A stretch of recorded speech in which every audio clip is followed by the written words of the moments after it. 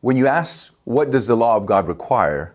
The short answer is perfect obedience. Now that sounds daunting, but we have to understand the context in which the law was given. It was given in the context of grace, God's saving initiative.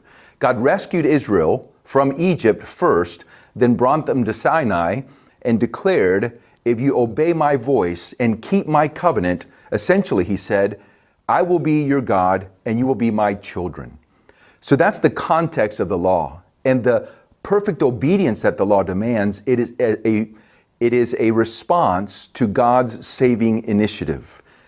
And it is a wholehearted devotion. The way that the Old Testament puts it is, love the Lord your God with all your heart, with all your mind, and with all your strength.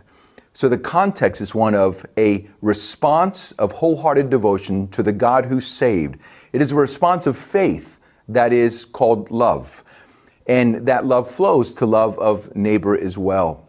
Now the problem under the Old Covenant was that the people of God could not obey.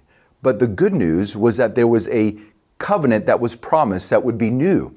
And in this covenant, God promised that he would circumcise the hearts of the people. In other words, in Jeremiah 31, God says that he would write the law on their hearts. In Ezekiel chapter 36, God further explains, and he says, I will take the heart of stone from you and replace it with a heart of flesh. I will put my spirit in you and cause you to walk in my ways. So the good news of the gospel is that under the new covenant that Jesus inaugurated, we are empowered to obey God's law.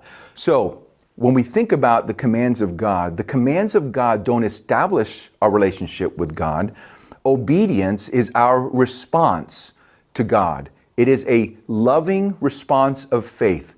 God has saved us in Jesus Christ, and we respond by trusting him in loving obedience.